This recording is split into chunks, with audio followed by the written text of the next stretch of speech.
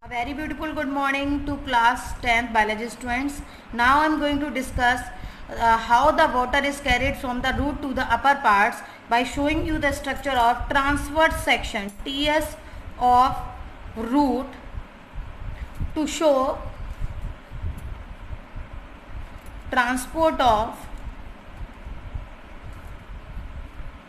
water and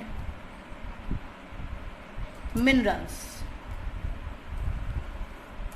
So firstly we are going to draw the diagram.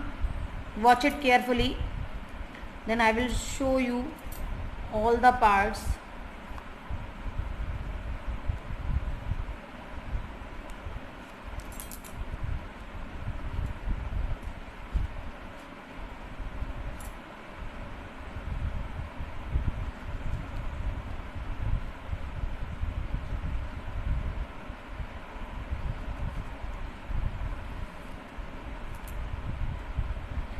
Diagram is very much important for you.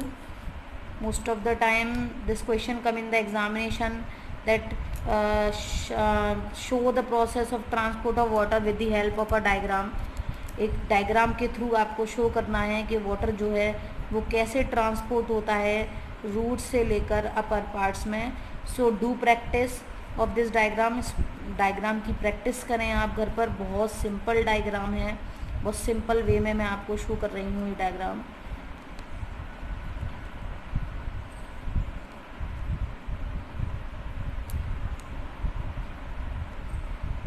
I hope this diagram will help you to understand the whole process.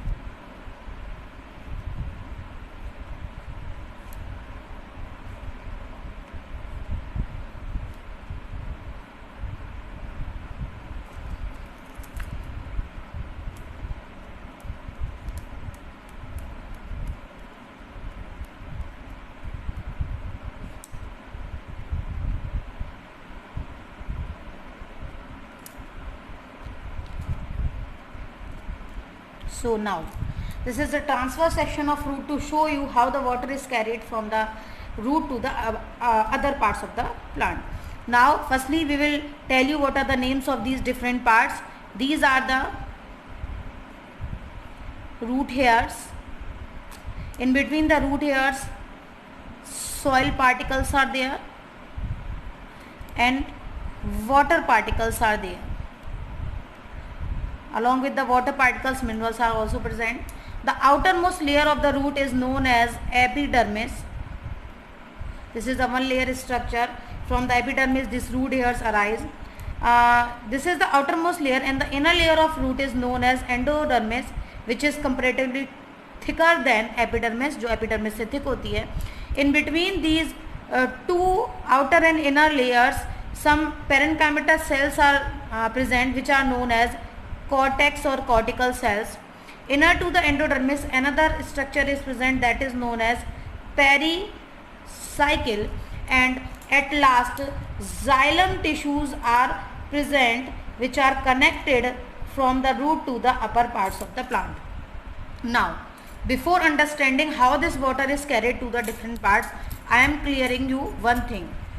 Because the xylem vessels or all the xylem tissue except the parenchyma, लेकिन हम यहाँ पर केवल tracheids और vessels की बात कर रहे हैं. These are dead, these are non living cells, so they are not able to carry the water minerals because they are dead, but still they carry, still they conduct this function because of the two pressures. दो pressure की वजह से ये काम करती हैं.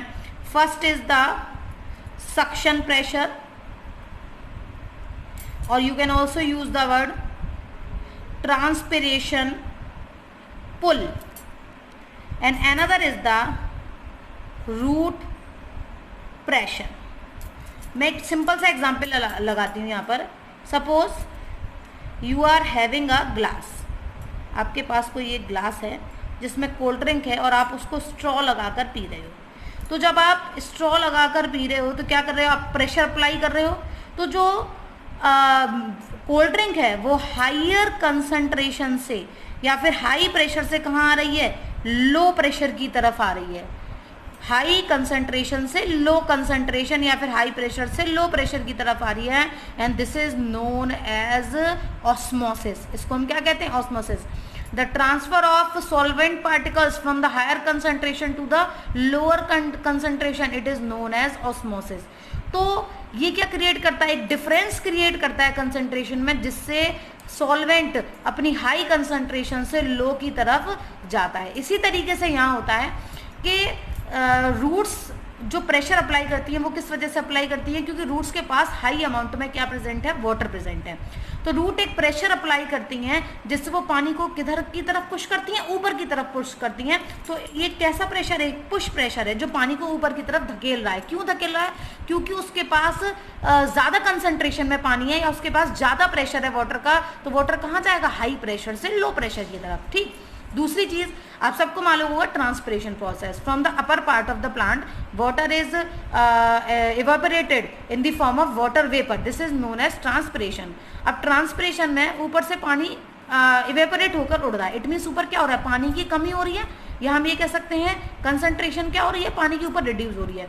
जब पानी के ऊपर कंसंट्रेशन रिड्यूस हो रही है तो उसको ज़रूरत है, तो अपनी ज़रूरत को पूरा करने के लिए ये ट्रांसपिरेशन प्रोसेस एक फोर्स लगाती है, एक पुल, एक प्रेशर अप्लाई करती है जिसको हम कहते हैं सक्शन प्रेशर, जिससे वो पानी को क्या करती है, नीचे से ऊपर की तरफ खींचती है। तो ये दो तरह के प्रेशर अप्लाई होते हैं, एक पुश और एक पुल, जो हेल्प करता है वाटर को रूट से अपर पार्ट्स तक जाने के लिए। और बेसिकली किस प्रोसेस के थ्रू होता है, दो प्रोसेस काम करती हैं यहाँ पर, एक तो डिफ्यूजन और दूसरा ऑस्मोसिस। अब मैं बताती हूँ आपको कैसे काम करती हैं। सबसे पहले द वाटर इज डिफ्यूज्ड, जो वाटर यहाँ सॉइल पार्टिकल्स के बीच में है वो हाई टू लो कंसंट्रेशन से कहाँ आता है, रूट हेयर के अंदर। It means simply by the diffusion, क्योंकि बहुत थिन वॉल्स होती हैं रूट हेयर्स की, और ये वाटर होता हुआ इन रूट हेयर्स में से कहाँ जाता है, एपिडर्मिस में, वो भी सेम किसके थ्रू, डिफ्यूजन। अब यहाँ से क्योंकि कॉर्टेक्स की वॉल थोड़ी थिक है तो प्रोसेस कौन सी स्टार्ट होगी, यहाँ पर ऑस्मोसिस। इट मीन्स अब जो सॉल्वेंट आपका ये जो वाटर और मिनरल्स है वो ऑस्मोसिस के थ्रू, हम ये कह सकते हैं एक सेमी परमेबल मेम्ब्रेन को क्रॉस करके वो कहाँ आएगा, कॉर्टेक्स में आएगा। इट मीन्स प्रोसेस वही चल रही है, हायर टू लोअर कंसंट्रेशन। अब पानी कहाँ आ गया आपका, कॉर्टेक्स में। अब कॉर्टेक्स से कहाँ जाएगा, एंडोडर्मिस में। अब ये थोड़ा हायर क्लासेस का कंसेप्ट है, मैं बस थोड़ा सा आपको बता देती हूँ, बाकी 11th में बहुत एलॉबरेट करके बताया हुआ है कि जो हमारी एंडोडर्मिस होती है उसमें एक बाधा आती है जो उस पानी को नहीं जाने देती आगे, उसको कहते हैं कैस्पेरियन स्ट्रिप, जो सुबेरिन की बनी होती है। एक क्या कहते हैं, जो वाटर को आगे नहीं जाने देता, इस तरीके का मटेरियल है, वो वाटर को आगे नहीं जाने देता, उसको रोक देता है। तो जो प्लाज्मोडेस्मेटल कनेक्शंस होते हैं, जहाँ से सेल आपस में जुड़ी होती हैं, वहाँ किनारे पर से होकर वाटर जो है फिर आगे बढ़ता है।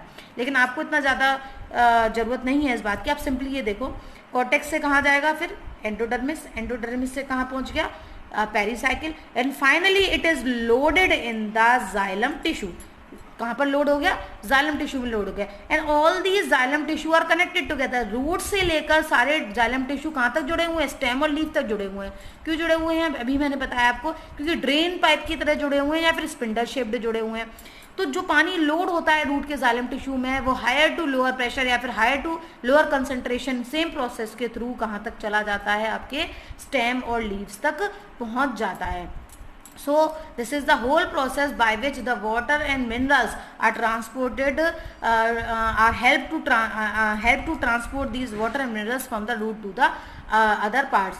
यहाँ पर आपको दो चीज़ें बहुत इंपॉर्टेंट, एक तो ये डायग्राम इसके पार्ट्स, और दूसरा जो प्रोसेस इसको हेल्प करती हैं। कौन सी प्रोसेस, जो रूट अप्लाई कर रही है प्रेशर, वो रूट प्रेशर, और जो पानी की कमी हो रही है ट्रांसपिरेशन की वजह से अपर पार्ट्स में, वो प्रेशर क्या कर रहा है, इसको खींच रहा है ऊपर की तरफ। इट मीन्स पुश और पुल दोनों काम कर रहे हैं पानी को ऊपर पहुंचाने के लिए। और कौन सी दो प्रोसेस काम कर रही है, डिफ्यूजन, ऑस्मोसिस। वो भी क्यों, क्योंकि पानी कहाँ जा रहा है, हायर टू लोअर कंसंट्रेशन, या हम कह सकते हैं higher to lower pressure. So this is all about the TS of root to show the transport of water and minerals. Next time I will discuss about the phloem tissue, all the parts of the phloem which are involved in in the transport of food and hormones, and how the phloem act. Okay, till then, goodbye, have a beautiful day.